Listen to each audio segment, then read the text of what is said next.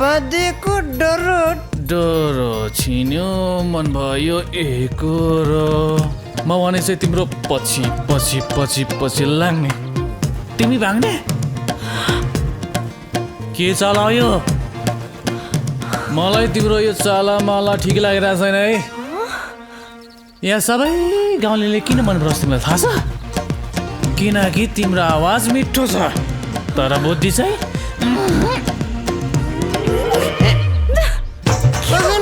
कुन चाहिँ चटिनीले पुरा लाग्छ नि थाहा बाउले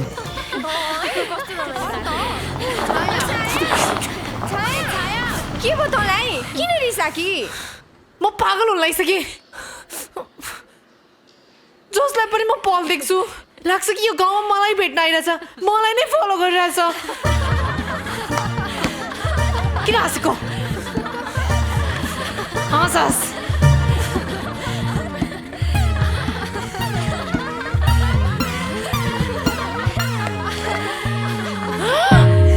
यहाँ पनि हाई हाई गर्यो छाया मैतिर हुँदैछ छाया म पागल छु छाया छाया होइन म माया म छ नि तपाईँको ठुलो फ्यान हो नि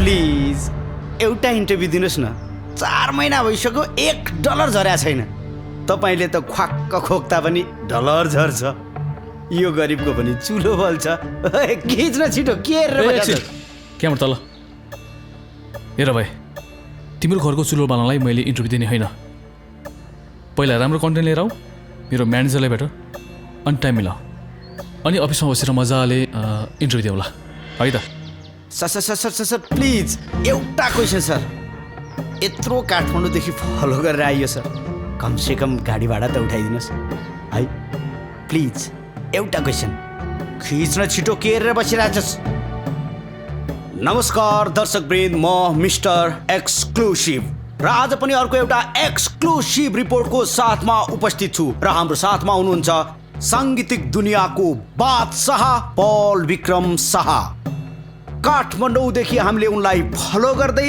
इलाममा आएर भेटेका छौँ र उनी एउटी केटीको पिछा गर्दै इलाममा आइपुगेका हुन् को हो त्यो केटी के सम्बन्ध छ उनको त्यो केटीसँग के चाहन्छन् उनी त्यो केटीसँग र के गरे उनले त्यो केटीसँग हामी गर्छौँ आज खुलासा पल विक्रम शाहकै मुखबाट कार्यक्रममा स्वागत छ तपाईँलाई थैंक यू धन्यवाद हर कुत्ते के दिन आता है मर्द मान्छे इन्टरभ्यू दिनु पाउनु भयो लिनुहोस् न यार खिच्नुहोस् न यार चाँडो खिच्नु न यार लिनुहोस् न यार बदमास कति सताउँछ है मलाई जाऊ तिमीसँग बोल्दिन एकछिन पनि मेरो गीत सुन्नलाई तिमीलाई फुर्सद भएन है अनि अहिले चाहिँ जताततै भगवान् कृष्ण जस्तै 10वटा रूप देखाउन किन आएको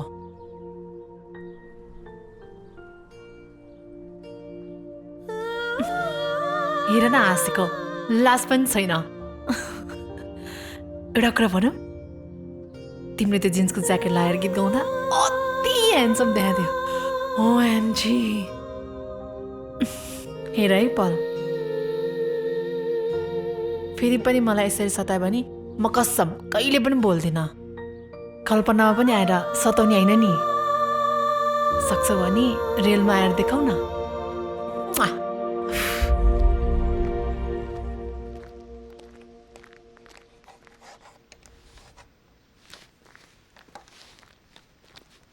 नमस्कार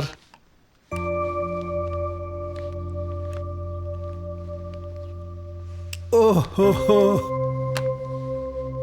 नमस्कार तपाईँको सङ्गीतप्रतिको साधना र त्यागबारे थाहा पाएँ अनि एकचोटि भेट्न मन लाग्यो साँचो मनले चाह्यो भने भगवान पनि भेटिन्छन् भन्ने कुरामा आज मलाई विश्वास लाग्यो छोरी छाया यहाँ हेर त को आउनु भएको छ पल बाबु आउनु भएको छ। छोरी म मात्र भनेको त बाबा पनि छाया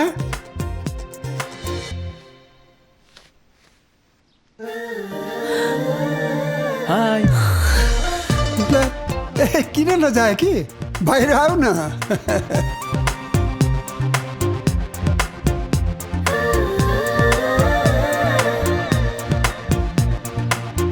आऊ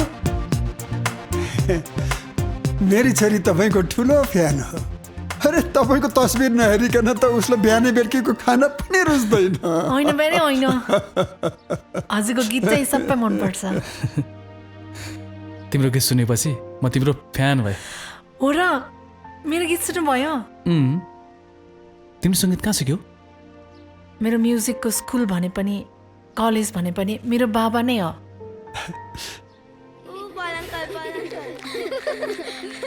अङ्कल अङ्कल तपाईँ पल विक्रम शाह हो? हो। तपाईँसँग सेल्फी लिन्छु नि है? होइन होइन, टिकटक गर्ने। TikTok okay. कसम कसम तिम्रो मायाको कसम, तिमीलाई दिनु मायामा कहिले हुनेछ कम। Thank you, bye bye. खोज्दा खोज्दा दिमाग खराब, कहाँ हिँडिरहेको त? यसरी एक्लै हिँड्दा केही प्रब्लम भयो भने? होइन होइन त्यस्तो केही हुँदैन बाबु। हाम्रो गाउँमा कलाकारलाई भगवान् बराबर नै मान्छन्। हस् जान्छु अहिले हामी। तपाईँहरूसँग भेट भयो, एकदम खुसी लाग्यो। कि आज यतै बस्न पाए हुन्थ्यो। होइन अङ्कल, नजिकै हाम्रो होटल बुकिङ छ, अहिले जान्छौँ। हस् धन्यवाद। हस् नमस्ते। हस् बाई।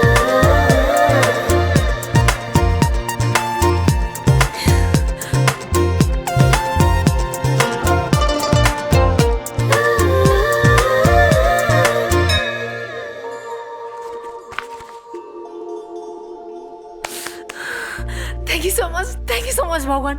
मैले तपाईँलाई एकचोटि मात्रै हेर्न खोजेको थिएँ, तपाईँले त घरमै पठाइदिनु भयो। म त आज एकदमै खुसी छु। Thank so much.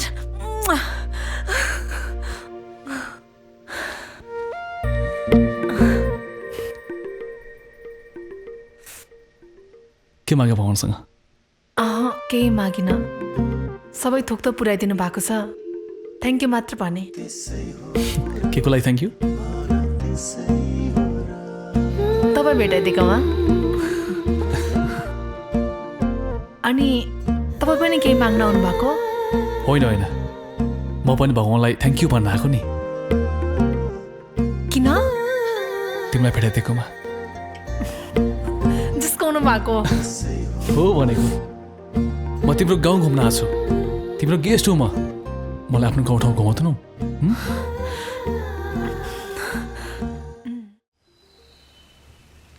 तपाईँको त म जस्तो फ्यान कति होला है? तर म त सबैभन्दा लक्की। कसरी? सधैँ टिभीमा देखिरहेको मान्छे, आँखा अगाडि हेर्दा पनि टाढा भिडमा बसेर हेर्नु पर्थ्यो। अहिले त सँगै कुरा गरिरहेछौँ। एउटा कुरा भनौँ, म तपाईँको फोटोसँग कति कुरा गर्थेँ नि। हो र? के कुरा गर्थ्यौ? मनको कुरा। अनि मेरो फोटोले के भन्थ्यो त? के भन्थ्यो, कहिलेकाहीँ त रिस उठ्थ्यो, कहिलेकाहीँ चाहिँ खुसी लाग्थ्यो।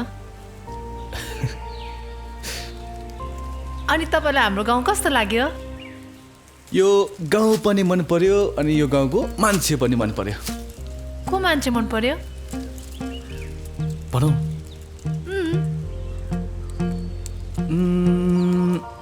तिमी अनि तिम्रो गीत। छाया कहाँ भयो कि? छाया छाया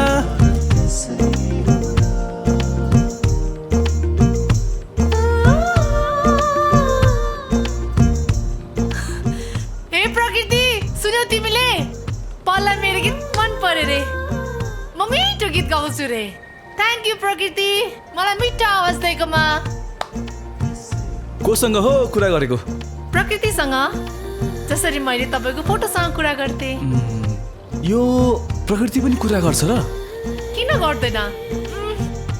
खोइ त, मैले सुनेन।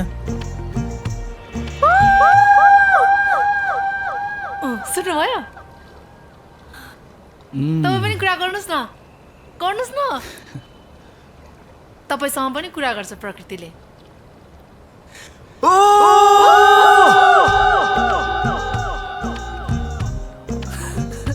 फेरि है त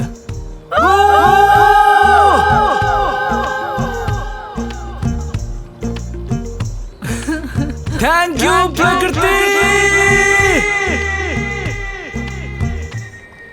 थ्याङ्क यू किन तिमीलाई यति मिठो आवाज दिएकोमा फुर्काउनु भएको होइन साँच्ची हो थाहा छ तिम्रो आवाजले जो कोहीलाई पनि मौन लगाउन सक्छ जादु छ तिम्रो आवाजमा छाया एउटा गीत गाउन तपाईँको अडी प्लिज प्लिज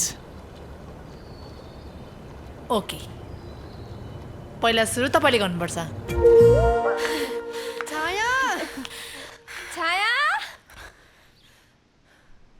पल यहाँ छ पल यहाँ किन आउने भन् हामीलाई के लुकाइरा अन्त म के उसको गोठालो हो मलाई कसरी थाहा हुन्छ ए तँलाई त के थाहा नै छैन गीत गाउँदै नाचेको हामीले देखा छैन त्यही त लुकी भेटेको हामीलाई थाहा छैन के नाटक गर्छेस् भन्नु कहाँ छ पल त्यही त ऊ कहाँ जान्छ के गर्छ मलाई के थाहा अनि तिमीहरूलाई किन चाहियो पल कुरा के भने नि यसले बुढा सुब्बाबाट काँचो धागो ल्याएकी छे पललाई लगाइदिने भनेर खोजिरहेछे किन जसले यो काँचो धागो आफ्नो मन परेको मान्छेलाई लगाइदिन्छ नि त्यो मान्छेले कहिले छोड्दैन सधैँभरि साथ दिन्छ कसले भन्यो तिमीलाई यस्तो नचाहिने कुरो नचाहिने हो कि चाहिने भन्ने यो धागो लगाइदिएपछि थाहा भइहाल्छ नि भन्न कहाँ छ पल अहिले लगाइदिने हो त्यसपछि त यो माया अघि अघि पलको माया पछि पछि पुलिस पललाई काँचो धागो ल हेर्छु म पनि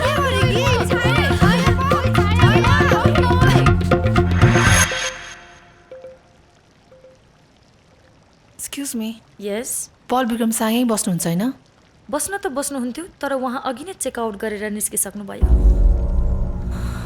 कहाँ जानुभयो भोलिको फ्लाइट छ भन्नुहुन्थ्यो सायद झापा गएर बस्नुभयो कि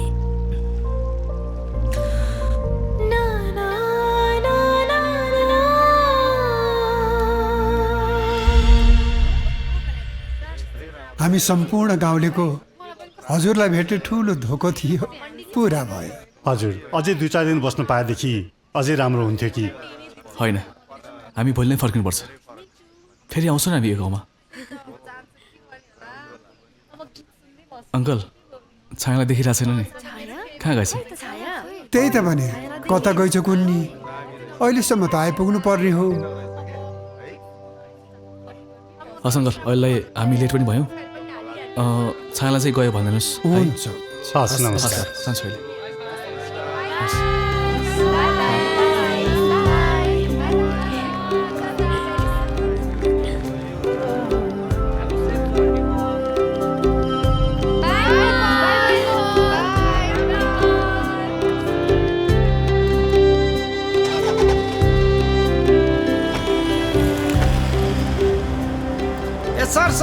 सर छिटो कुद ए सर तेरी आज पनि गयो मान्छे अब कसको चाहिँ इन्टरभ्यू लिने होला मेरो इन्टरभ्यू लिनु न सर चल भाग टेन्सन भइराखेको बेला बिच आउँछ बरु म तपाईँहरूलाई रक्सी खुवाइदिन्छु नि रक्सीमा बिक्ने जस्तो देखिस् दिउँ 2-4 ब्याग हानिदिनु क्या हो सर हल्का टेन्सन भएको बेलामा लिनु न लिनु मेरो इन्टरभ्यू लिनु हो भने तपाईँहरू भाइरल हुनुहुन्छ टेलिङ नम्बर 1 मा पर्छ दिनको 10 लिटर रक्सी खान सक्छु म पक्का खान्छस् 10 लिटर 10 लिटर रक्सी 11 लिटर खाइदिन्छु नि इन्टरभ्यू लिनुहुन्छ भने ए केटा रेडी हो अब हाम्रो डलरको बोट यही हो